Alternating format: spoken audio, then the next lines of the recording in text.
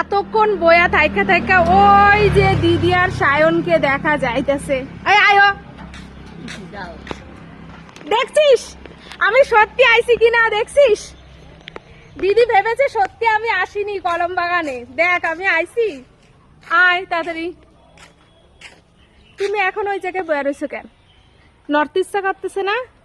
আয়ো, কি হয়েছে? তোকে জন্য আমরা এখনো না খাওয়া রয়েছি, 3টা বাজে, দেখছিস?